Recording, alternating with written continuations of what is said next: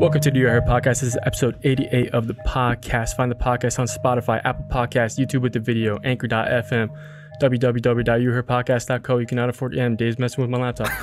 Sorry. My name is Mike, and we're here for another episode of the podcast. If you're listening, I love you.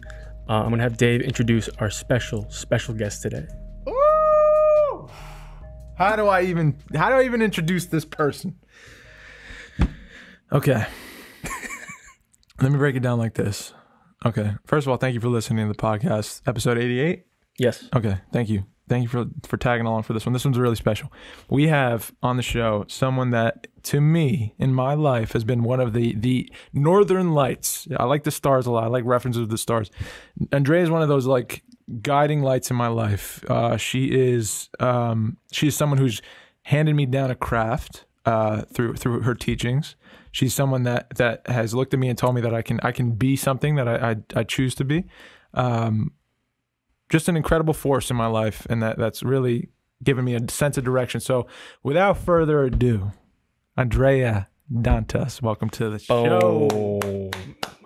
Welcome, Hello, Andrea. hello. Welcome. What's up? Hello. Yes. How you doing out in Thank Spain? you, guys. How's the weather? I'm good. Oh, I bet. It's okay. It's always warm here, like 120 degrees in the summer, but now it's kind of getting a little bit more like towards 95. Wow, really? Oh. Do you miss the cold I mean, at all? not tonight, obviously, but Yeah. I miss the cold. You know what Yeah. I miss? I miss that time in New York where there was always a time where everything shifts. That's what's got happening Yo. right now. That's what's happening. Mm. Like that day or that week that it's all like It felt yesterday, the and all of one a day. sudden, Yeah. ooh, It's crazy. yeah, we're I miss feeling that. I miss that. Mm-hmm. Thanks for having me, guys. Of Hello, course. Mike. Hello. It's the first You time look I'm meeting you. beautiful. But I've heard I so many good things know. from Dave. Like so many. Too many. This is the thing, Andrea, with this podcast is it's basically Dave invites everyone that I don't know, and he knows so well. So I always have to do like research, and then I try to figure out, and I feel like I'm like I feel like I'm like an ex-girlfriend, like looking back at their their Yeah. people, and I'm like searching through the Instagrams, the Facebooks. I'm looking, do they have a Twitter? And then I go in. Yeah. What have you found? So I've done a couple things. I know some people want to know who you are, especially Oh, to Dave, man. Oh, and I man. just wanted to go in a little bit, some stuff I was reading about where you're from, Ooh. and just like the start of kind of like acting, because you're an actor, writer, teacher, producer, like so many director. different aspects, right? But the first thing I saw that really like I was like, wait, what? Is I saw you were you taught in or you learned in Australia. Is that true? The Is that Meisner technique, yes. Yes. Yes. So Yes. why Australia? Like, how'd that happen? Wait a second. Hold on. Pause.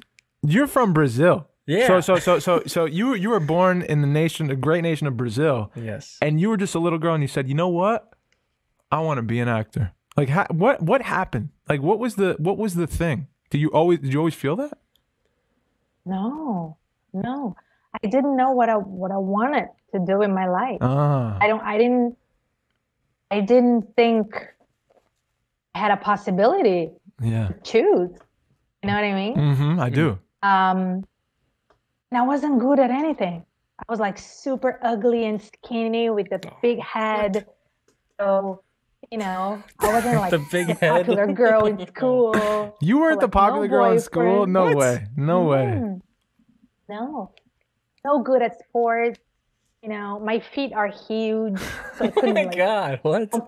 compare to my height. So I couldn't do anything. And then I started like writing little plays in school, Wow. and giving it to people. Oh, Then there were parts that people couldn't do it and the way I wanted them to do it. So I was like, let me do it. And that's how people kind of started liking me. I'm like, oh, Andrea, so you're writing a new play? Wow. Oh, you're putting up a play? You're doing a play? Can I be in your play? Then I decided to pursue acting before I moved to Australia. Whoa. I went through a 3-year program and saved money for 2 years. And then one day I'm like, peace, everybody. I was 20 years old. Were you scared when you did that at 20? No, You're fearless, dude. That's one thing about you. You're fearless. No, but I had been to Australia before. You know how like Latin families, we have the quinceañera parties for when you like turn 16. In Brazil, it's when you turn 15. All my friends went to Disney World. It was like the dream to go to Orlando. Yeah. And I saw a brochure of 1 month in Australia. You would study English, dive in the Great Barrier Reef, go through the rainforest with a bike. And my parents let me go. It was me and 8 boys. What? What? On a 30-hour flight. I was 14 years old.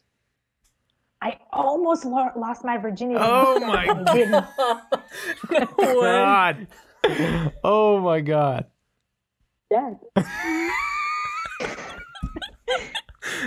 So a few years later, I'm like, maybe I should go back. Close that deal. Oh my God. Andrea Dantas is here, ladies and gentlemen. Hell yeah. Man. Yeah. So okay, so you go to Australia and then but you go knowing that you're Oh no, but hang on a second. I really wanted to go to the Lee Strasberg Institute in New York. Okay, so that was where you first wanted to go. I wanted to go there. I started saving money to go there, but it was so expensive, so expensive. Then I started to research schools. I'm like, acting schools, blah, blah. Right. And this school in Australia, you know, it just pops up, and I'm like, there's a quote, and it says, "Acting isn't lying. Acting is telling the deepest truth." Stanford Meisner. Hey. Wow. I swear to God, I had an outer body experience. It just hit me like, you know, when you feel like, oh man, yes. Yes. Like, hallelujah moment. Yes. And so I wrote to Billy, who studied, I didn't know, with Bob Carnegie and Jeff Goldblum at Playhouse West Los Angeles 20 years prior to that. Wow. And he was like, yeah, you can come study. Wow. What? And, You just said yes? Just said, yeah, come on. yeah. And he was like, we have a student from South America coming. It was a huge thing. Wow. This was like the year like 2002. Yeah. Wow. It's like a billion years ago. Jesus. So you go out And he was super sweet because he was like, where do you live? I'm like, in a hostel with 6 girls and myself. I'm like, Andrea, do you have any money? I'm like, I have money. And then he's like, okay. He was like, you flew all this, like, he was like this, right? You flew. Is this Bob you're talking hours. about? No, Billy. Billy studied with Bob. Oh, okay. Got you. He was like, okay, I'm going to offer you a special discount on the classes. So you can thank you, Billy. take as many classes as you want. Wow. The price that he charged like the students normally. Yeah. Damn. I was there every day. Yeah. Whoa. Monday through Saturday, studying, reading, rehearsing. I had nothing else to do. I was in Australia. I couldn't call anybody. Yeah. It was like the time difference, and there were no cell phones back then. Yeah. Jesus. So yeah, I was there for a year. For 1 year. Okay, so you're studying and you're learning the technique, and you're like, what was that like to you? Like, do you remember specific moments of Yes. like breakthrough moments? Like, oh man, I'm finally understanding this. I stayed there for a whole year, so it was until like, you know, when we do setups with doors and activities. Do you know when we do setups with doors and activities? Yeah. And we have a relationship going on. Yes. Yeah, it was until then. And then I had to leave because my visa expired. Oh my God. So you go back to Brazil? No, then I got married in Italy. Then the you following year. Oh, in Italy. So let's Oh, just in Italy. wait a second. How'd you get to Italy? So you've had some life. This is so okay. We start in Brazil, we go to Australia, we end up in LA for a year, we're learning the Meisner technique. Now we're in Italy getting married for the first time. No, I hadn't gone to LA yet. You hadn't gone to LA. So this was in Australia. With the Bob in LA. I was in Australia. That month, oh my gosh, listen to this. Windows, Dave, Windows. Windows. Okay. We're going to have to clarify that later. Okay. A month before I left for Brazil. Yes. I went to a bar Okay. that I've always wanted to go to, but it was always too crowded. Mm-hmm. God damn. Can't get in. Mm-hmm. The day I was supposed to go to the movies. I was with a friend of mine and we're like, well, let's just see. Let's just stop by and see. Like, it's going to be crowded. Nobody. Okay. Wow. Okay. I get in, order a drink. We're talking. Like, this is the counter. I'm talking, you know, bartender, whatever. I just feel like energy behind me. Mm-hmm. I turn around and I see this man walk. I'm like, I know this dude. I know him. Yeah. Whoa. Never met him in my life. He was on vacation in Brazil from Milano. Whoa. Keep talking, flirting with the bartender a little bit, made out with a Swedish guy in the meantime. Then I look, and this man from Milano is staring at me behind a vase, like, I know this girl. Whoa. I know her. Whoa. No, we meet, and I told him, like, we stay together that week. I said, I'm moving to Australia. Uh-huh. I thought I'm never gonna see this guy again, right? Right. He goes back to Milano. I'm in my hometown. We email, and then he was like, "So, where does your flight? It's not a direct flight to Australia. Where does it stop?" I'm like, "In Paris." Like, fly to Milano, stay with me for 10 days before you head to Australia. I did. I was 20 years old. The next day, he introduced me to the whole family. Oh, man. Whoa. That's a step. Big step. It's a quick step. For you guys, Americani, Italiani, like this. We introduce everybody. I did that with Lena. First week I dated her. Oh, really? Yeah, I brought her to my whole family. Wow. Yeah. See? Damn. Because you're an OG. Yeah, that's So- right. That's right. I'm that new blood. You're A the year new later, blood. we got married. A year later, you're married. Wow. Damn. Damn. Yeah. That's crazy how you could be in so many different places in just such a short time. You know what's crazy? No. So about that, Andrea, the thing that like you're I don't know if you're always like this or what, but you have such like a instinct for this is the moment that's coming in front of me right now. This is the opportunity that life is presenting me with, or the universe or God. So I see it, I notice it, and I'm doing it. I'm saying yes, and I'm doing it. Even though it's like I'm 20 and I'm unsure, whatever, it's scary. I don't know this. You're like, no, this feels like an opportunity. I don't know if that's what the thought was, but like everything you've done that I've known you for, at least, and the things you tell me about your past, like you've done some huge, I see an opportunity, it feels right, and I'm doing it. Yeah. And like I think your life so far has been like a story of that instinct and you saying yes to it so much. It's like you because I wouldn't have met you otherwise if you didn't even get on the plane to Australia, right? Like, No. you know. And here's what is crazy.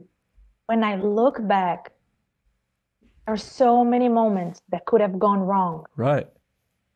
Like, you know, I remember like the taxi driver from the airport was super shady.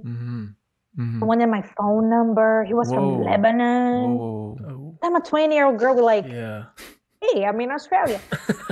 You know, and then we went to swim. We went to swim in the Great Barrier Reef. I'm swimming my ass off. And then I look back and the boat's like super far. And I'm like, Oh, no. there are sharks. It's Australia. Yeah. And then like this English teacher pops out of nowhere. He's like, we should go back to the boat. Whoa. Do you need help? Whoa. Like in the moment, you know, you don't realize Yeah. it. But then after you're like, oh my God. Yeah. Oh my God. Yeah.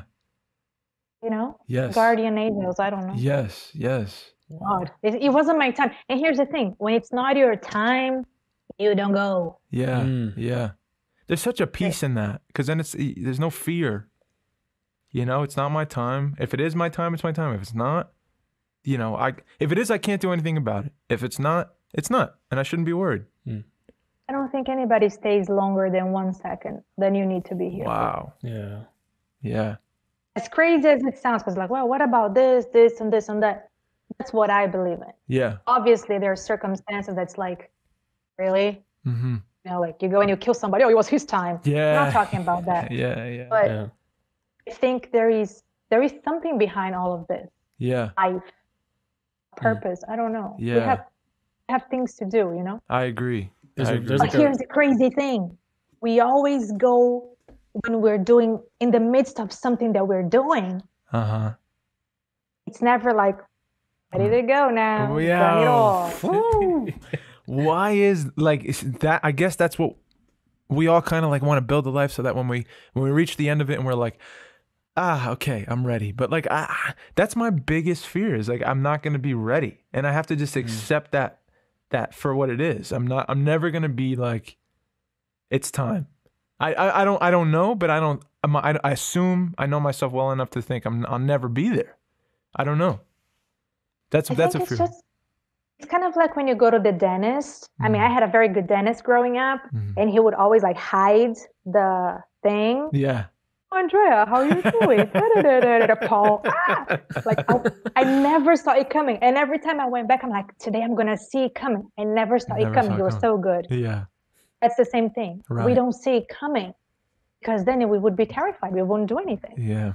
Yeah. Of course, we're busy with plans and, 5 years from now, 10 years from now. Yeah. And God's like, haul her in. Oh, God. Oh, my God. So, but it's part of life. We shouldn't be too afraid and like, oh, it's the end. Yeah. Yeah. Well, I think like that's the cool thing about what you showed me, opening up just art to me in general in my life. It was like questioning the things that you're afraid of or the things that there's so many thoughts and feelings that come up in the human body, like that if you're in a 9-to-5 job and you're very busy and you're not told like life is about, living in the moment, life is instead about like get the paycheck, find or work hard in school to get a good job, to get the paycheck, to start a family, to be comfortable at the end of your life, whenever that is. Like if that's the point of all that. Right. And you never look up. Like that's a way of living a life. And a lot of people do that. And I think that's, it's okay, but I'm glad like I was woken up from that. I call it like a sleep. Like that was like a deep sleep way of living. And like, I was kind of woken up from that when I said I wanted to act. And, once you start doing that, once you say like I'm an artist, I want to think about life. I want to explore life. I want to have those kind of thoughts and those kind of conversations with like-minded people. About what we're talking about now. Like that, you're never gonna be ready. And like, is it okay to be unsettled like that? I don't know. I guess, but I don't know. I feel like that's something you find in yourself, though. What do you mean? Like, I think we can say that for every single moment in our lives, we're not going to know what's going to happen, right? Mm-hmm. So it's up to you if you're really going to be okay with that or not. Because like as we talk, we always talk about the idea of you are here, the You Are Here podcast, right? Of being present, right? Right. Of like you're right here and you're ready for anything that's happening. Yeah. And we always are fighting that thing where we kind of lose ourselves and like stray away either in the past or the future, right? And try to get back to that, center ground. Yeah. So I think that's just something that we are, as humans, you're going to be struggling with forever. Forever, right? Yeah. Yeah, it's like a never ending, I don't know. And you could, I mean, I don't know what I'm saying. I just think that, what? Not everything is so precious. And we get so precious about every little freaking thing. It's okay for you to have a setback. It's okay for you to lose your fucking job. Can I say fuck here? Yeah, you can say anything. Yeah. No, it's too late. It's okay for you to have your heart, shattered and for you to love. And it's okay, guys. We're here. Yeah. What are you gonna do? Those things are like paint in your life, right? Those things are the things you want. You want to. It's almost like living a life without having your heart broken is like you missed out. Or living a life without having like, losing a job or losing, someone you love. It's like you didn't get the full spectrum of what life could offer you. And so that's like you kind of missed out. Dude. Hashtag gossip. Okay. So I kind of went out with this guy in Sevilla. Whoa. Okay. Sounds like a great story in Sevilla. In Sevilla. A musician. Sevilla. Ooh. In Mount Tibidabo. Oh, damn. He's a musician. What instrument is he playing? He was a guitar, flamenco guitar. Oh, there you Jesus go. Christ. It's over. It's over. Oh, it's over for him because he was like, I'm studying my thing. I'm having trouble. I don't feel it. I don't find it. Andrea, will you please just break my heart? Whoa. He was so, I'm like, dude, that is fucking. That's dedication. That's one of the coolest things I've ever heard a man say to a woman before.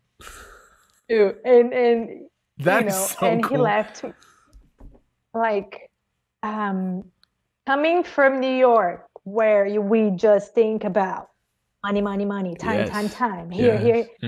We get out of touch with this side of people, right? And this is the heart of Spain. It's like on the tip with Africa, almost Sevilla. You know, it's like it's beautiful, and it's there's so much culture and history, and it's hot and flamenco, and people sleep for 5 hours in the afternoon because it's too hot outside. Whoa. The banks are closed and the supermarket is closed for 5 hours. People are just like, ourselves first, my heart first, and I forgot. Right. When this guy goes, Andrea, will you just break my heart? Here's what I said. You know, I don't really feel comfortable with this conversation right now. I pulled a valley girl from LA. I don't feel comfortable with where this conversation is going right now. I think we shouldn't see each other anymore. Okay. And I stopped seeing him, right? Yeah. He texted me, and then I told him, I'm sorry, but I'm closed for business. Yeah. That's what I said. And then he left a flower on my gate. Jeez. See, this is why we got to move to Spain. It's always been like that. Move. Like Europe. Spanish, Just Europe. anyone General, outside Europe. of America, the dudes are so fucking slick, man. Right? Who courts a woman like that? Yeah. You don't find that. Psychopath. Yeah, but that's some slick shit. You see that in a movie. That's a considerate, thoughtful person. Yeah. Or It's different in the over Bronx there. at 4 a.m. I don't know. But it didn't work. That's man. That's like someone write that in a book. Oh yes, because we're talking about the experiences and the heartbreak that they're inevitable and they're part of life. You know. Yeah, but you don't have to be so precious. You're saying it's okay. It's okay. It's okay. Oh, fuck it. There's gonna be another precious thing. You say that.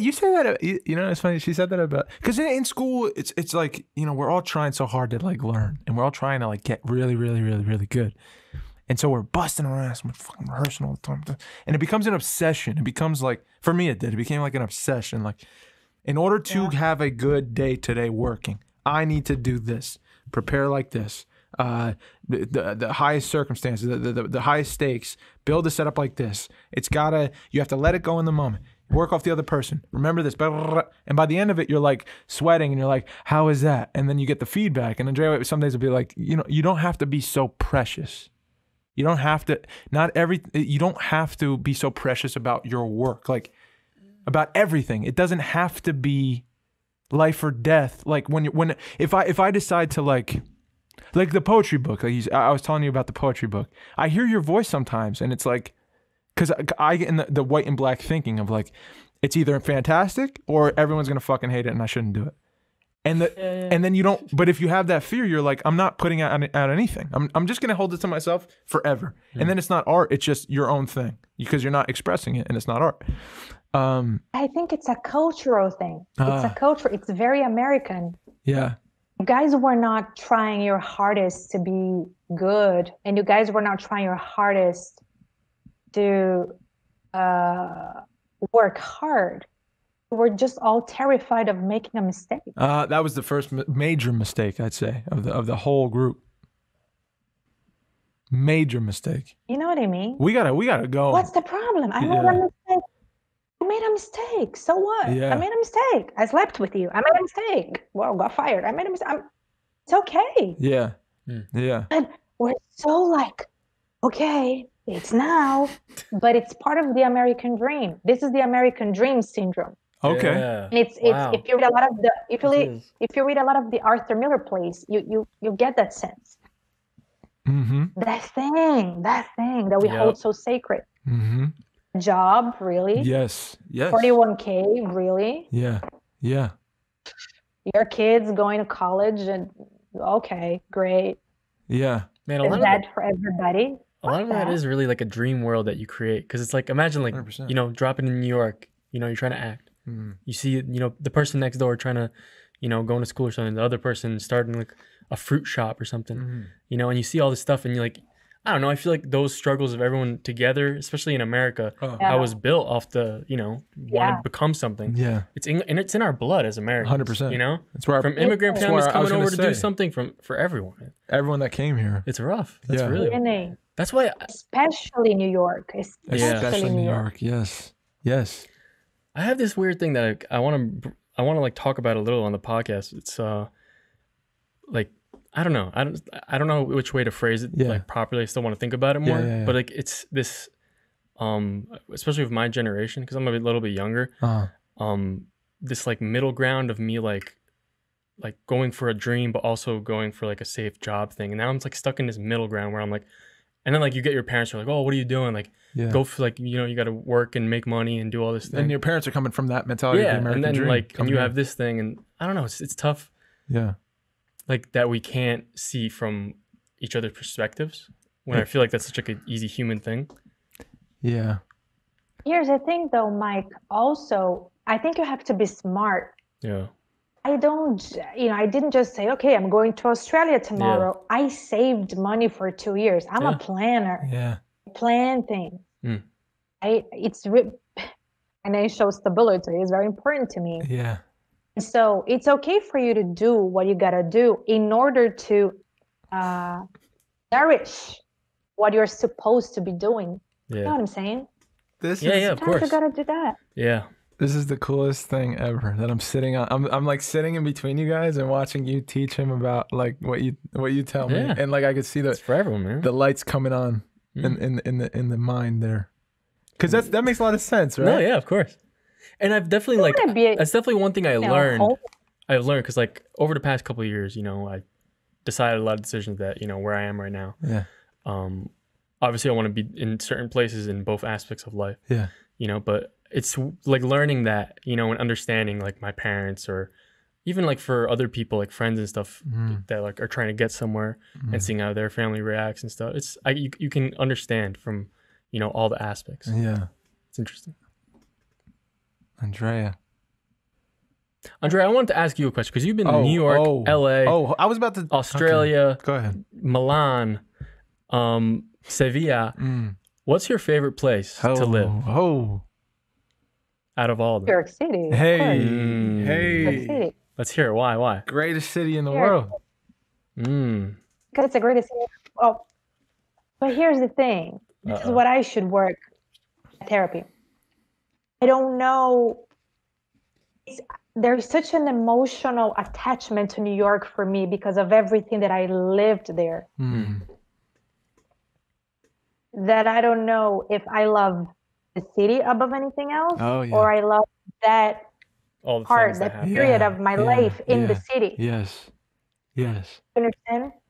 Okay. Because I remember I went off to LA to do a play. I was there for like 6 months, and then I went back to New York to renew my passport, and it felt so loud. I'm like, this is loud. And became this. I came back with this LA vibe. Like, I hate this place. But also, I didn't have what I had when I left. Yeah. Understand? Okay. Yeah. So I don't know. Okay. So I think that every part of your life, it's kind of like a song. We attach some shit to a song, and then the song comes up. Oh yeah. Oh my God! It's like yes. Time travel, right? Yeah. For me, it's the same thing with these places. Man. Every time I go to Milano too, because I lived almost 10 years in Milano. I was married for almost like 8-7 years. It was a huge part of my 20s. was spent there in that culture, you know. So it's like, I think for sure. it's kind of like a song. It's kind of like a song. Well, that kind of connects to, I wanted to ask a question too, for you too. Oh God. It was, what's your favorite place that you lived or you've been, you know, if you haven't lived anywhere else? And what's something you learned from being away from home? Being Good away question. from home. I'll throw out, I studied abroad in Japan for 6 months, and it's one of my favorite places ever. One thing that you really get when you go somewhere for a long time is like your everyday thing that's like so monotonous, and you're like, I hate it here. I'm doing whatever, all this shit. Like, I'm sick of it. It can be like that person over there that you're going to that you love so much. It can be their like dream place, you know, and vice versa. Yeah. It's crazy to think that. Yeah. Because I go over there, I'm like, oh my God, like I'm driving on the highway, you know, like, and I'm like, dude, look at all these places, the shops, the colors, everything. And they're like, well, it doesn't matter. Like, it's just a highway, dude. Yeah, take that road every day. Yeah. I think that's why travel is so beautiful, because you get to see so much different things. But yeah, like you when you become accustomed to that place, it's hard, but it becomes like, all right, same old. Best place I've ever been. I think. I don't know, because I would say New York, the time that we've spent with the 3-4 years we had was like the greatest time of my life. But I think the best, and like being in the city was, and I know it's silly because we're 20 minutes away, but like that was like the best part of my life so far. But being in Italy to do that play, I was alone. Well, I was with the cast and crew, but I got to like walk around alone on like some like days before rehearsals and stuff, and in Rome, and I would just get lost. I would like grab a cappuccino and then like walk on the cobblestone into like some church that no one was in. It was on a side road, and you know, I'd watch the shoemaker through his window making like leather boots. Literally, like it was like a movie set. It was, but it was better because it was real. And I just remember like the seagulls above me, and I was like, "Why? How is there seagulls in Rome?" And I said, "Oh my God, it's right near the ocean. Like, it's on the, you know." It was so unbelievably cool. There was a breeze from the water, and it was warm enough to be like nice with a jacket. And you know, I remember just getting lost in churches and like looking at architecture and grabbing cappuccinos, and you know, the locals looking at me funny when I tried to tip, and I don't know, it was, you know. And then like a baker would like stop me at midnight, and if you saw me walking by while he was baking something, you'd like throw some cannolis for free at my, it was the coolest fucking experience I've ever had in my life. Like, and I was, when I was doing it like alone too, like which is weird for me because I like being around people. Yeah. So it was cool. I felt safe. I didn't feel like really in danger or anything. I felt safe. It felt like I could like live there for a while and like write something there and like, you know, get used to that. Yeah. So I'd say that's up there. Nice, man. Yeah. Well, I want to get. Can I cut into this? Go. So I want to cut into this conversation. I want to get into, you know, you go to LA. We're back in Andrea's story here. I want to bring us back. So you go to LA. Wait, what'd you say? It was after my divorce. After your divorce, after Milano, you go to LA and you say, I'm going to Playhouse West. Yeah, but when my marriage was kind of like rocky, I had started already to go to Playhouse, study 3 months, go back to Milano, stay in Milano 6 months, go back for a little bit. Okay. So when I actually moved to LA, it was kind of like I had already all my friends. I had, you know, I had my school, I had my things. It wasn't like a shock. Yeah. Wow. Okay. So you're already kind of like comfortable there, and now you just integrated totally into LA, and you start going to Playhouse full time. Yes. Okay. And you're learning from who you're learning from now. Who's your teacher? Tony Savant. Holly. Shout out Tony. Then at some point, Colleen. Jimmy P. You just talked to him. So Jim was her teacher, and Jeff Gold, and you know Jeff Goldblum? Wait, who? You know Jeff Goldblum? Of course. Okay. Yeah. I said it was It's like, for yeah. Just Jeff, you know? Just Jeff. And what was that experience like? Like, what'd you take away from that experience? How long was it? Jeff? No, just your LA experience in general, just being at Playhouse for that experience. Life Life-changing. because I think the technique really, it starts to also like change things in your life. Yes, it does. You know, friends change, the people you go out with change. You have your own tribe. Like you kind of find yourself where you belong. Yeah.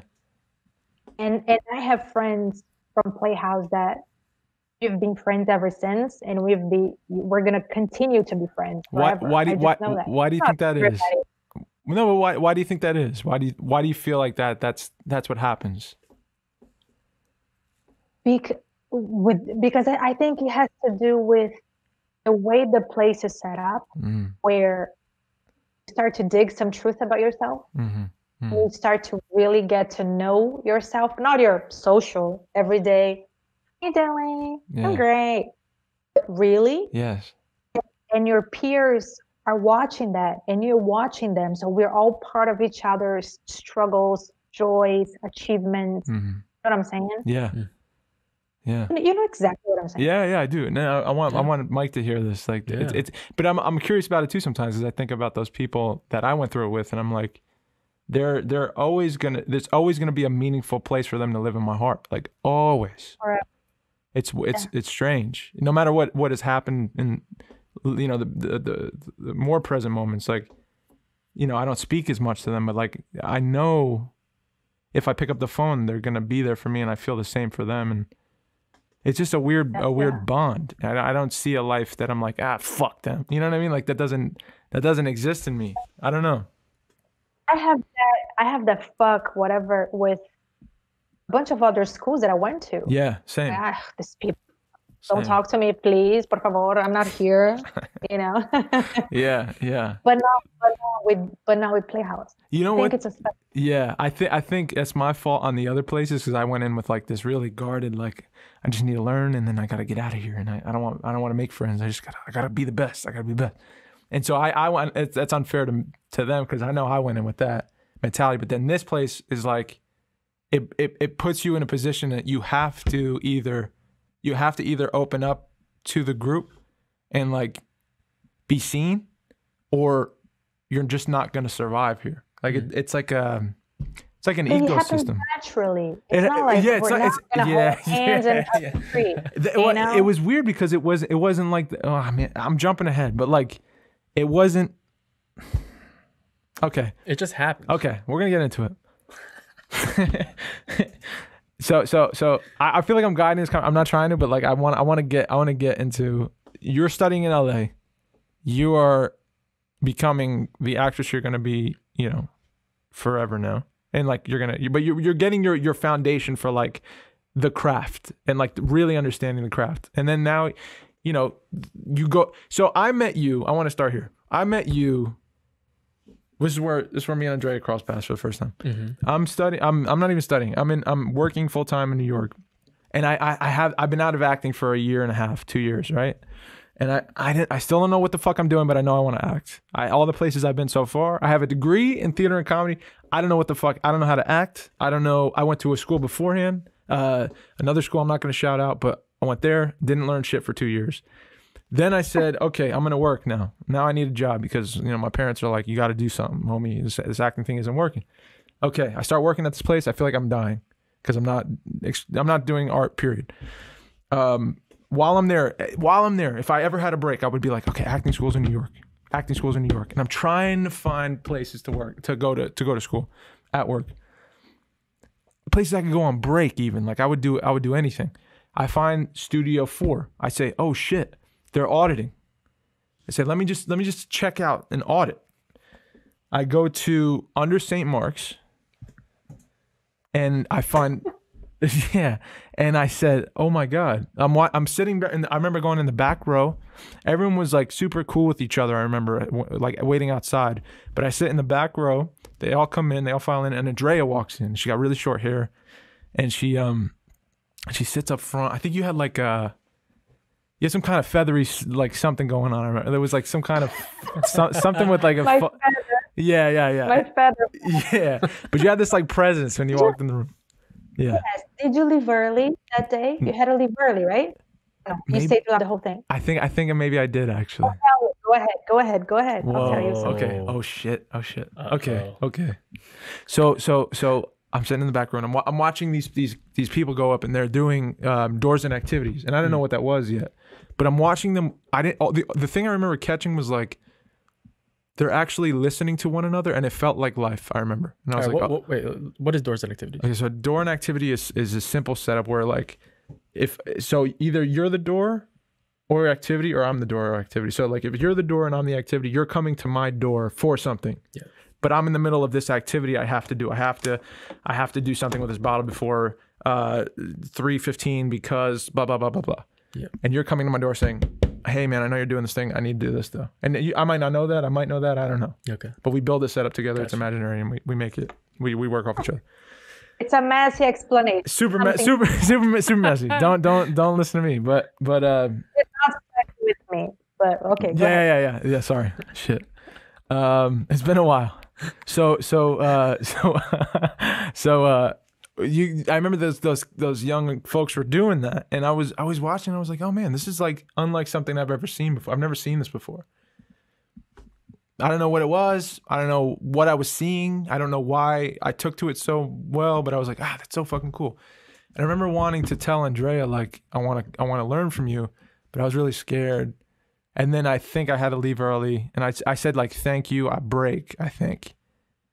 And I left. And then I said, oh, I gotta go here. But okay, so I'll let you talk now if you had something to say. I don't know what you had to say.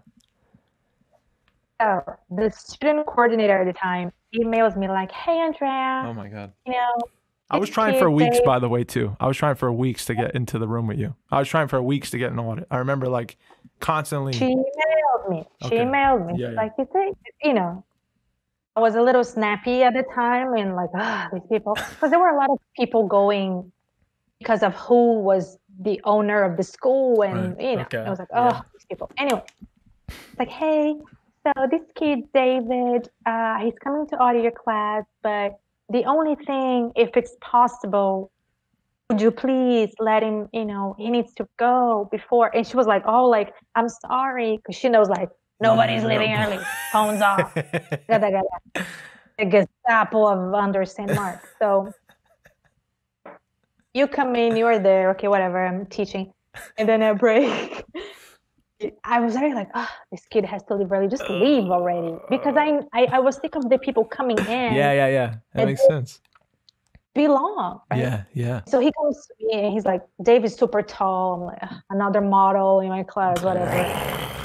God. I thought that, like, super, like, like tall and like handsome, and like, and you're like, I'm sorry, I just want to say, like, thank you so much. And I have to go, and I'm like, okay, sure, no problem. Thinking like, Yeah. photo, Chelsea or whatever, do your runway, whatever, leave me alone. Yeah, sure. That's what I thought. Right. Damn. So how about that? So that's first impressions. Wow. Annoyed as fuck. Whoa. No, so it was even before all that. I felt that for me too. Yeah. It was before. But to me, that was like I was like, I just want to learn from her. I feel like there's something in this room. I don't know what it is, but I need it in my life. Mm-hmm. And I go And over. then he didn't enroll. And I told the person, I said, yeah, I was right. So okay, but then I did enroll, right? After some time, I did enroll, and I had to take the latest class because I was at work. So I would jump from Bryant Park. No, I was never your student. I was. Oh no, I that time. But I couldn't. Because I was working at that job. Yeah. So I leave work. I go to class with so and so. I'm not gonna say who that was. Wasn't the best experience of all time. Super discouraged. I leave heartbroken. I'm like, fuck, I'm never gonna learn to act. But there's a little voice that's like, you're gonna find it. Just keep looking. Jim opens up a school. Andrea Dantas is teaching. I'm like, what the fuck is going on? I'm like, I know her, dude. I'm telling Lena on the phone. I'm like, oh my God, Andrea's teaching at the school. I said, that's the school. I remember I went to audit the class. Andrea was teaching. I remember I saw the thing, the door. And yes, you were at the time. Right. But I saw that one open up, and I was praying. I was like, please let me just be taught by this person. Let me be taught by this person, please. I went to the interview, and that was the second time I met you. Yeah. And at the interview, because that's why I think I was so emotional, because I was coming from like.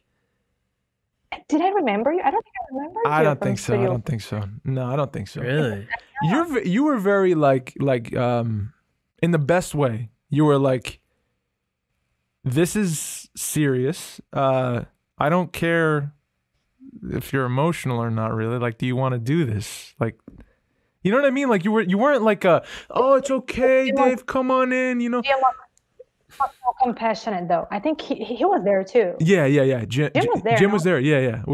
You were both there at the desk. Yeah, I remember. Danny Blanda was in the room. He was like, oh my man, I get you. But Jim gets like, oh, like, and I'm just like. She's sitting back like that. Just like that. So I'm pouring my heart out. Jim's like, hey man, I hear you, but you got to work. And she's like that. Oh wow. So all I really want is to be taught, like, right? But then I get the email. You come here. Then we get to how. Okay, so he asked this last. Actually, I wrote that down. Did you? I literally had it written down where I was like, this is perfect. This is so perfect. Mike, yes. He starts to cry because he's like, oh, my acting. This means something. Like, he opens his heart. It's really nice. Okay. I'm kind of annoyed. But Jim is kind of annoyed. Xena, romance, whatever. He leaves. I'm like, take note. And Jim's like, dude, love this guy. Wow. That's funny. I'm like, I felt like such an idiot. All right. I felt like such a moron when I left that room. I remember Danny came up to me and said, hey man, you okay? He was in the room too. And he goes, hey bro. He didn't know how to handle me. I never met him before, and he's like, yeah, Blanda. He was like, so you want to do this? I'm like, yeah, I think I want it. Yeah, I really want this. And he's like, okay, dude, just, it's going to be a lot of work. Just come prepared. And like, he gave me like a firm handshake, and I was like, bye. And just fucking ran out of the door. I felt so stupid. I was like, I'm never getting that email. That's so it's going to be real hard work for you to do. Yeah. Shout out Danny. Love you, Danny. Shout out. We love you. Yeah, but go ahead, Mike. Sorry. Yeah. Sorry, Mike. Yeah, I just wanted to ask how was Dave as a student? Like, like building up to you actually getting to know him. In classes and stuff. In the beginning, I know, like maybe in like starting a class, I'm sure there's like walls that have to be broken, things like that. Yeah. You won't offend me either if it's bad. It's okay. No. It wasn't bad. It was just like, what do I do with this guy? Like, he's just. I love Jim's reaction. Was like so like what she said. Did he have the same question? What did he say? It was like you were a grateful fool. Like, you were just happy to be there. You were just. It was like, yeah, like you were just like, this is amazing, and looking around the room and like so excited for everything. But like the lessons would be hard to nail. The beginning was really hard. Yeah. It was really hard because it wasn't getting personal. I didn't really know. It was kind of the same thing that I told Courtney. Right. I told Courtney. Like, you've been here for 6 months. I don't know who you are. Right. You had these activities and you had these things, but it's like, who are you? Like, what are the things that you care about? Yeah. And you were so ready to defend yourself in the exercise, never with the teacher. With the teacher, you're like, I know what to do. Oh, God, yes, no, I made a mistake. Da, da, da. Yeah. Understand? Yeah, it was So like Chinese. Yeah, it's just I never heard anything like that. in the beginning, it was like, oh, Evelyn was okay. But I loved him as a person. Thanks. Then something, I don't know what happened. I can tell you. I can tell you the moment. We were at South Oxford. Holy fuck. Wow. I got chills right now. Oh my God. You guys were upset the day you come in, and it's one of those mornings where it's like, all right, fuckers, like here's what's going on. Your class is not going deep. I don't know what's happening. You're all in your heads. Nobody is just like letting go of their shit. So check this out. And you and Jim got up on the stage, and Jim goes, watch this. So Andrea, we're not going to say anything to each other, right? Do you remember this? Oh my God, I got chills. Holy fuck. Yeah. Oh my God. So you guys go up on the stage, and he gets up and starts like closing the distance. And you guys are like slowly closing the distance. And there's so much happening in the moment that couldn't have been planned. Like there was no plan. It was just, do you see what can happen when two people are in front of each other? Simply. Do you see what comes up? And I remember being like, we were doing repetition? There was nothing happening. It was okay. You two literally just behaving with each other in that space. There was no plan. And there was so much life happening that I remember being like, oh my God, Dave, drop all the work. Just fucking let go in the moment. Just work off the other person, man. Really, really, really. It's enough. I remember seeing you guys do that, and it was like the coolest scene I'd seen in 6 months. Like it was the coolest shit. And it was like a hey, and you were like, hey, and it was fire happening. And I remember being like, dude, you cannot plan. You cannot bring anything in that's like in your head in this moment. There's so much going on in front of you. Look what's happening between these two people. Let it go, man. Let it go. Just simply be there with that person. There's enough there, I promise. It felt like a trust exercise I was watching happening in front of me, and I saw for the first time like acting isn't like what you do in the moment. It's like what you get in the moment from the other person when being like open to it. And like naturally something will come out of you. And I saw that with you guys, and I was just like, it was a total breakthrough for me. All I wanted to do was sit in front of people and like just see what comes up. Yeah, that's when you became a little bit more available, but it wasn't when you took off. Oh, that felt like the one for me. That felt like the one. I don't know. I mean, probably not, but that felt like the first one. That felt like the one. I got chills still. It was the first one. Oh my God. Yeah. No, he was a very good student. Too good of a student.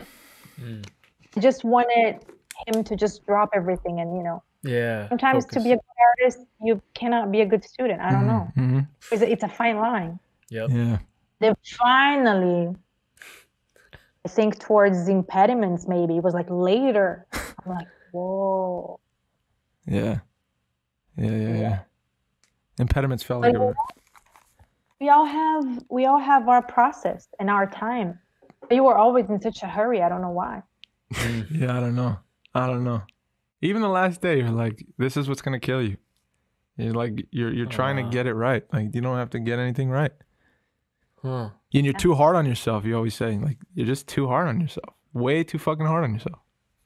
I see that. Yeah. Still. Yeah. I try to be better. Yeah. Thanks. When did you know that you were gonna like you wanted to teach what you learned? Like when was that like? When was that like a thing for you that you believed like I can actually I could benefit other people by giving them what I've learned in like my own way? Like was that a scary thought, or was that like one of those, this is the opportunity in front of me, I'm doing it? No. You know how the whole thing happened, right? With me beginning to teach. I think I do, but refresh my memory. I was still in LA, and I had just finished directing a play. What play was that? I did a compilation of the works of Garcia Lorca with flamenco, the whole thing. Flamenco, there it is. But at that time, I was feeling like so depleted in LA and so like, going to these stupid auditions and crossing and I should be grateful. Yeah. And I'm like, when you have 6 auditions in one day, That's go to unheard of. Hollywood. Yeah. You're gonna read. You have to read for a play. Then you go all the way to Santa Monica for a commercial. Then there is an audition for a pilot. Then I should be like, oh my God, I was crying like, wow. Hate it. Yeah, I remember. What am I doing? Yeah. I'm not fulfilled. But and I had my normal theatrical agent, commercial agent, my manager, one manager only for Latinos, who used to be the manager for Eva Longoria. I should be like so happy. I was miserable. I don't know why. I decided to rent this little tiny theater. Shout out to Scott Hayes. Shout out. Theater. Put up my play there. I'm alive. The theater. It's like a 40-seat under St. Mark's kind of theater. And I felt like I was at Carnegie Hall. Yes. Finished the whole run. Yes. And then I was miserable. I'm like, okay, now I need to readjust and see what I really want to do. Because this play fulfilled my life. All these auditions, bullshit, LA, I don't care. Yeah. And I had trouble sleeping that night. And I used to live in this beautiful 3-story house. Into the balcony, my Juliet balcony. Oh, Lord, I listen to you. Where do you need me? I'm listening. Where do you need me? I'm so unhappy. I'm so miserable. Show me the way, right? Fall asleep, wake up to a text message from Jim. Hey, so James and I are opening school and we want you to come out and teach. I think he was shooting the last season of True Blood. So like, I'll be in LA this day and this day. Let's meet. I'm like, yeah. Until I actually started to do it, I never felt like, well, now I have a mission. I'm gonna change lives, people. For me, it was a sign. Like I specifically asked the night before God to kind of just tell me what to do, dude. Like, what do you want from me? Yeah. And I got a text message like the next morning. Wow. There was no question. Yeah. That's so fucking Got those guardian crazy, angels man. in your life. We always, always, yeah. Shout out to Tony Savant too, because he really helped me with like, because Tony's super structured in the classes and everything, and you know, he helped me a lot with the whole thing. It was kind of like a little mentor. Yeah. And Jim also, but Jim in a Jim way. Yeah. Which I love, but Tony was a little bit more. He does and then does and we do this because of this and Yeah. But it wasn't until I started doing it. Yeah. In the midst of the process, I remember because we lived in the same, like maybe 2 or 3 blocks from each other, and we would walk back together, and we would just say, "Man, they were fucking great. Oh man, best job. Oh my God." Oh, we would like just, oh my God, what are we doing? This is amazing. We're changing the world. Yeah. That, I mean, it's oh God, it's one of the best moments of my life, I think, because the place, like what we were doing together there, what we were learning together and growing together, and like it was flawed, but it was so special and significant. I feel like it was so, like, you really did feel like it felt like things were gonna change things forever. Like we were learning how to do a craft that had been done so wrong for so long, that used to be done in a really special way, that we were gonna bring it back. Bring back. Yeah. And I think we succeeded in that, because what we learned there, it didn't just go away. We left with those things, and we're still that's why we're lucky to have had it while we had it. I think we knew that while we were there. I think we knew, like, that's why I think it was so special too.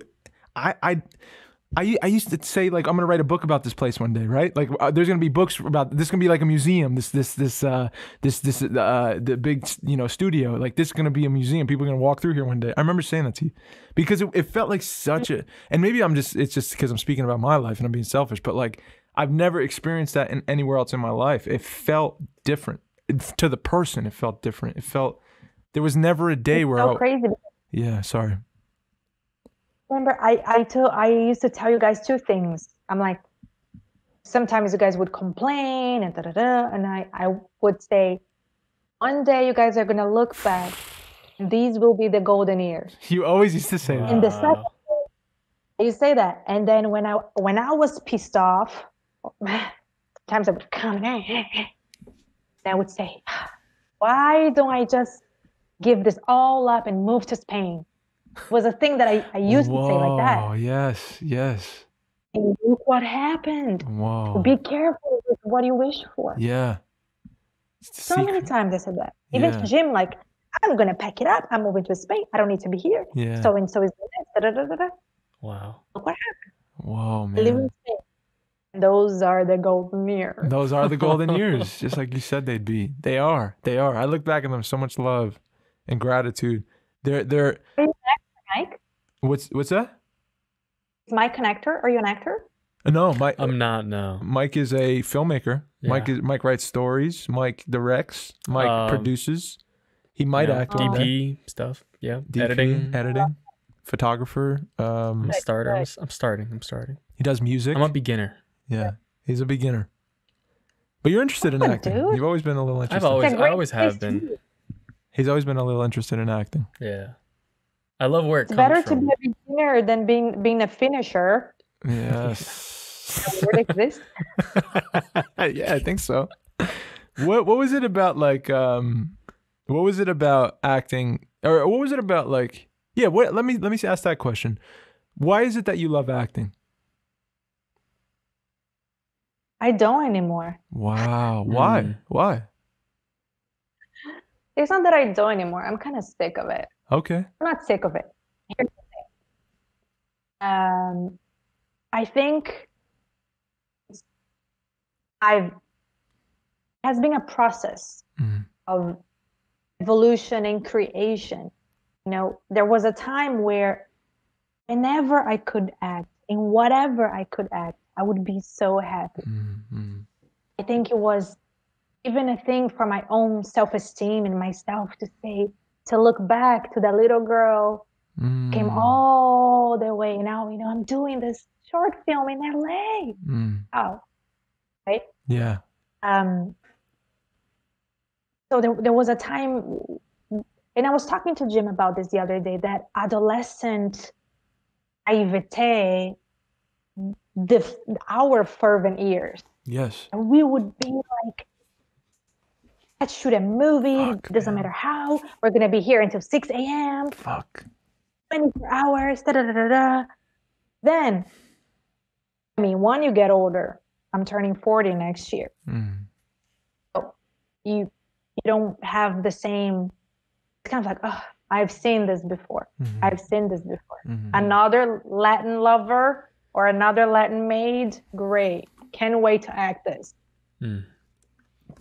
So then I started to naturally go towards creating my own thing, writing my own plays, writing my own stories. Yeah. And that's where I've been getting that satisfaction from, that fulfillment from. Yeah. So, and I've made a commitment to myself, which is I just want to act in the things that I write. Yes. Or I just want to act the classic. Yeah. I don't want to act anything else. Yeah. Outside of that. Yeah. So I'm actually looking forward to my 50s, which is in 10 years, because then all the parts that I've always wanted to play, I will be able to play. Yes. Yeah. Everything new Edward Albee stuff, Arthur Miller stuff. I feel that stuff. now. I'm starting to feel saying? that. Yes, yes. I feel like there was. Yeah, sorry. Go ahead. No, I feel like the same. I could relate because I feel like the fervent years were those years in my 20s with everyone, and I would just make anything to make something and act, and I'll be in anything, and I'll do anything to make a thing happen. Yeah, it's great. Yeah, but I feel like the energy to it's not that the magic's gone, like, or you lose a sense of magic, but I feel like there's less naivete, like you said. It's less. I'll just do it bullheadedly. It's just like love. It's kind of like love. Oh my gosh, I'm gonna go out with this guy and then that guy. Yes, and then, you know, when you're in high school, it's like, ooh. Yeah. Not me, but that's what I heard from the popular girl. Come on. You know, the more the merrier. Come on. But you mature, and you're like, you know, it has to be worth my while. Yes, yeah. It has to be like, I love seeing great acting. Yeah. You know, I'm like, oh, and I'm such a nerd. Oh, did you see that moment? Yes. Did you see that moment? Yeah. You know, but to actually act, I'm kind of lazy these days. Yeah, I understand. Like, I understand. Really? Unless then I go through the Arthur Miller book and I'm like, Yeah. And can I do this? How much is it gonna cost me? I'm gonna produce it. Who am I gonna call? The planning. Yes, yes. You did this. You created your own thing with Frida. You brought that to life on your own completely. In BAM in Brooklyn. Oh yeah. Put that up, one woman show. Oh really? On her own, like just did it. Christina directed it. Oh right. She was great. Shout out. Help and shout out to Christina, lifesaver. Yeah. That kind of thing where you're more in control of. It's like auteur, being an auteur, like Quentin Tarantino, right? So he writes, he directs, he chooses the music. Right. It's his thing. It's his piece. Yeah. Not that I'm comparing myself to Quentin Tarantino, but you know what I'm saying? Like, yeah, I do. It's kind of what people used to do as of 80s too. Yes, exactly. We need those guys more like artsy fartsy. Yeah. In a good way. Yeah. You're creating your own thing and you're acting in your own thing, and it's more meaningful to you. Picture, it's your painting, it's your sculpture, it's your Yeah. You know I really gravitate towards that too. Yeah.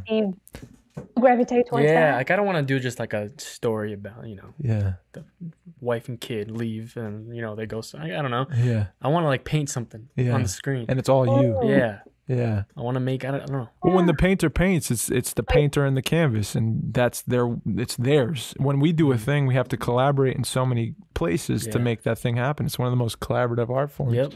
So it's hard to do it on your own. You do need other people. Yeah. But how do you mitigate that? I don't even know, like, you know, it costs a price. It costs your heart sometimes to go through what you go through as an actor. Yeah. They're not going to use that take. Oof. Cut that scene out of the movie. Yeah, there's I don't want to be violated like that.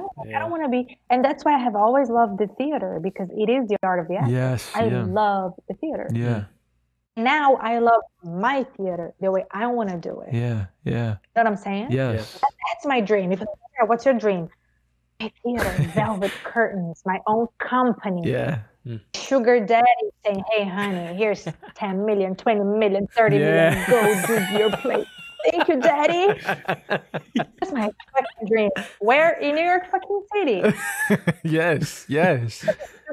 Sugar daddies out there. Any sugar daddies. Foot on the grape with another foot on the banana peel. Write me. Send her a Venmo, yo. Send her a Venmo if you're here. My dream come true. Yes. Imagine you write too? Yeah. Yeah. Mikey writes.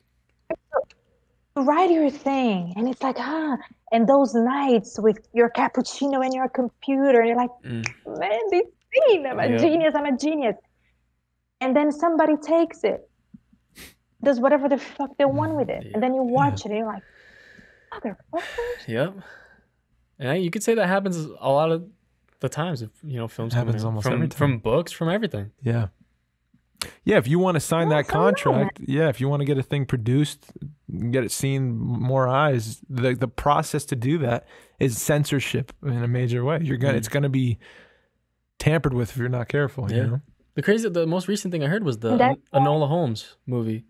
Which one? Enola Holmes. I didn't see this. It's brand new. It's the Sherlock Holmes, I think the daughter or sister. Okay. And the family like reviewed the script and everything, and they said like, oh, this one part like didn't happen. They don't want it to happen like this. Whoa. So there's a whole big thing about that. Really? Yeah. Like it's weird when you were trying to do a story of like make someone else's story come to life. It's difficult to collaborate like that. Yeah. Yeah. Even when if you guys go back and watch Pulp Fiction, right? Dude, like there is nothing that wasn't picked by Quentin Tarantino. Yeah.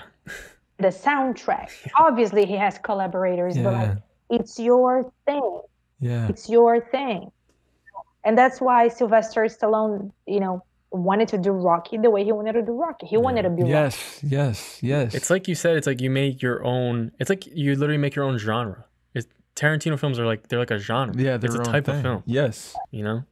Because it's auteur. Yes. Means the auteur. I gotta figure out how to say So that. Mike, you're an auteur. An auteur. I'm still figuring that one out. Yeah.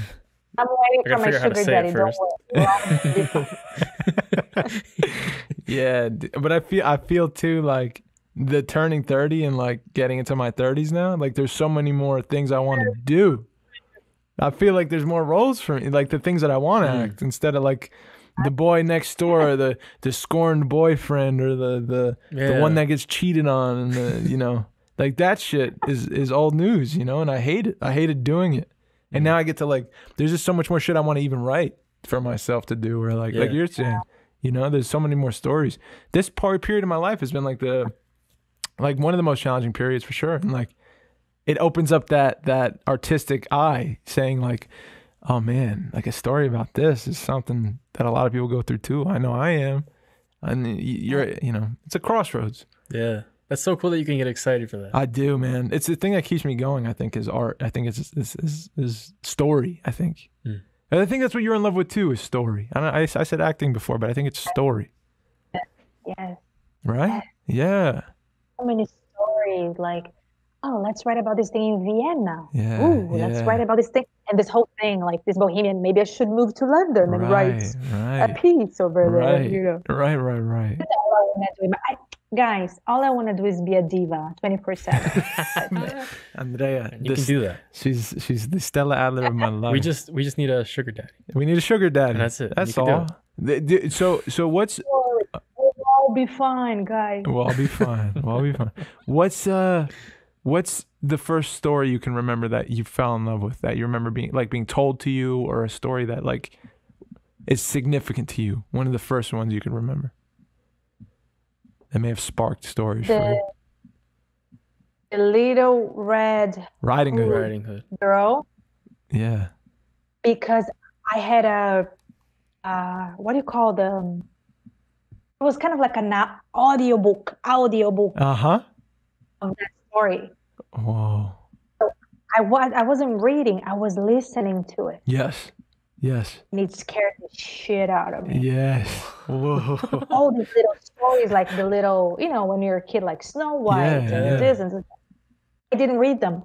Yeah. I listened to them. Listen. What that does to your imagination. Yeah. Dude. It's the same for me. I didn't read them. It was my grandma read me Winnie the Pooh books. When I'd be like getting tired, she'd like open up a Winnie the Pooh book, and she'd start reading it to me. Explains so much about you, Dave. Yeah. But I think that's why story was so important. It was like you go somewhere. It was the first time I was like, oh, I'm not in this little bedroom in Elmwood Park, New Jersey. I'm in the forest with Winnie and Tigger, and you know what I mean? Like, yeah. It is just wild. But I remember that's why I wanted to ask you that, because I was always curious, like what sparked stories for you? Because I used to go out in the little place with plants that we had, and I would act it out. Yes. Wow. Right, like you would reproduce it. Yeah. How about you, Mikey? What story like sparked? I don't know why the first thing I remember is the Hungry Caterpillar. Whoa. You know? I never heard that one before. No. The big caterpillar. No, I don't know anything about it. Were That's you what I reading it, remember. or was someone reading I it think to you? my mom would read it to me. Yeah. In bed. You know? God damn, That's man. what it was. Wow. It's important to do that. Are you a millennial, Mike? You're a millennial. Millennium.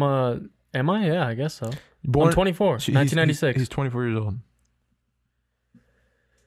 Is that before? Okay. Is that? But Uh-oh. explain. I'm just gathering information. Gotcha. So okay, so you've produced already your own thing with Frida. That was, to me, like insane. Yeah, that experience, that whole thing was crazy because it was such a. I remember like going to that theater. No, I never been to BAM. I didn't know what BAM was. I didn't know what people were talking about when you said BAM. Because I never went to theater before Playhouse, really. I went one time. Oh, so this is cool. I went one time to a theater in, I think it was in New Jersey. It was like an off-Broadway theater for an Edgar Allan Poe day, like a show about Edgar Allan Poe. When I was probably 12 years old, 11 years old. But I remember going and being like this. And all my friends were like throwing popcorn at each other. And I was just like, I never heard of the Telltale Heart. I never heard of, the Telltale Heart or like his other stories, and I was watching them and it was amazing. But the theater was amazing. I remember it was beautiful. But so when I went to BAM, I was like, this is fucking unbelievable. This place is crazy. And I remember you were all the work it took to get there, and then you produced this you were in character. She was Frida Kahlo. She was It was insane. The work that went into do this, the rehearsals that she had to do, the things she had to do outside of school, and it was crazy. You produced this play, you put it up, it gets reviewed. It was full-fledged, full-scale, awesome show. Now you're working on your own things again. So now you're in Spain and you're writing again, and you're. So what is like the next things? If you want to even speak on them. If not, we could just. If I could close my mouth, but if it's something you want to talk about, we could talk about it. The experience with Frida was everything that I didn't want. Okay. I didn't enjoy a minute of it. Really? And it breaks my heart to say this. Whoa. I think because I was under a lot of stress and everything that happened. I don't know how you did it. Like timing. stress-wise, that was the craziest thing I've ever seen anyone go through. And I look at my pictures like backstage, and I was like so thin and like looking sick, and I'm like, Andrea. Anyways. Yeah. And that play bankrupted me, obviously. But that's it, because that's the thing about the theater too. Like we always get bankrupt. Right. Normal. Mistake. I made a mistake. Right. I made Right. a $50,000 mistake. Jesus. Anyways, so when that play closed, I'm like, never again. Right. I'm never doing Right. this again. I'm never doing this again. Never again. I had said the same thing in LA after I finished You're right. play. Never I had again. a cast of 8 actors, and I was choreographing, and I was directing them, and I was producing, and I was in the play acting and dancing. Wow. When I finished that, Oh my God. never again. Okay, so never again. Now I finished writing my play. Yeah. Now I'm letting it sit there before I do my next rewrite of it. Yes. You are in that play, by the way. Hey, thanks. Yes. You're gonna love it. And it's it takes place in Berlin, Yes. 1942. Yes. The Nazi high society, and this very flamboyant, eccentric Spanish dancer having an affair with a major figure of the Holocaust without knowing what was going on until she finds out what's going on. It's a whole thing. But she sells out to the Allies, and things don't end. Wow. Shit. Whoa. That's So Again. you've written the whole thing. It's the first pass of this thing. It's done. Yeah. Wow. Hell yeah. It's 120 something pages plus. Wow. But it's a legit play. Yes. I'm not trying to be cool with this play. It's a play. It's a story. Yes. It's happening and this and this and this and this and this and this. There are like, I think 12 or 13 characters, which is going to be my cast. And I'm going to be preparing everybody. What's going to happen is that we're going to have a historical thing together first. Oh, it's so smart. Yes. Yes. Then I'm going to direct the actors, and I'm going to help them find what needs to be found in the thing.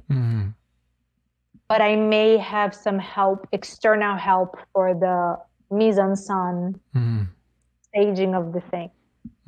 There are a lot of different things. There is the Berlin Cabaret. There is the Gestapo headquarters. Oh man, it's that scenario. Yeah, everything needs to be the uniforms of the Nazis, and the things needs to be like very specific. It's a very specific kind of thing. Yeah, it's exciting. Oh my Sugar god. Sugar daddy submission. If anyone likes. Sugar daddy submissions can be sent to Andrea Dantas at hotmail.com. Before the pandemic, I was in touch with the Flea in Tribeca. Oh yeah. They wanted their bigger space. Yeah. Carlotta was talking to me about them. The Flea. I think they were doing something there with Marina. Yeah. I think. Yeah. Yeah. All right. Well, that's something to look forward to. Hell yeah. I can't wait to hear more. Yes, Oliver Kampf. Yes, your name. I've got a job. Yes, there we go. Yes. Oh, good. I can do coffee. Mike is down. I can bring coffee. Hi. I'm gonna be there too.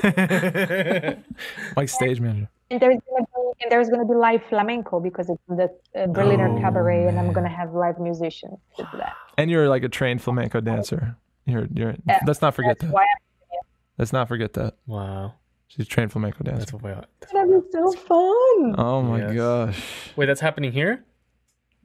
Yeah. In New York. Mm-hmm. When it permits. Yeah. When it's time. Dude, that's something I'm so happy about. We didn't talk about Corona once this time. Oh yeah, we did. I felt great.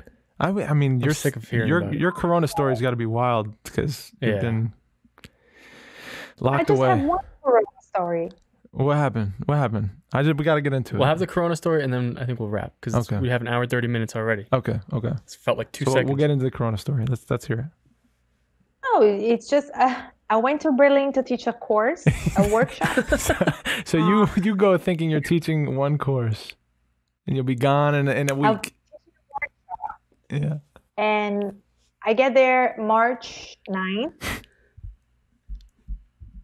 March 11th, they close the borders. Cancel all the flights. I cannot leave Berlin. I'm thinking, I cannot believe I have to stay here for another 2 weeks of this thing. Of course, it's canceled. I have to stay in the hotel for 2 whole weeks. I cannot believe it. I was stranded in Berlin for 4 months. Oh my God. 4 months. So what did you do? Holy what did you do? Where did you go? Like, I stayed in the hotel. Yeah.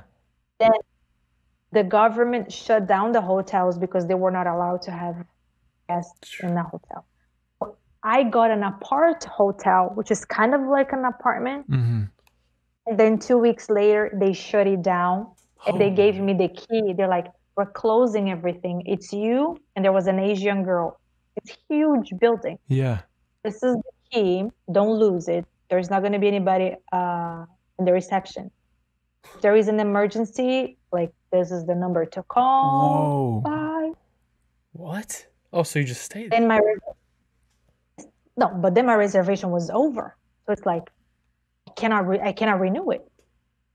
Oh, and the Airbnb things, they were not working. Then I found an Airbnb, and I went to that Airbnb, and I stayed there throughout the end of the Oh, thank God.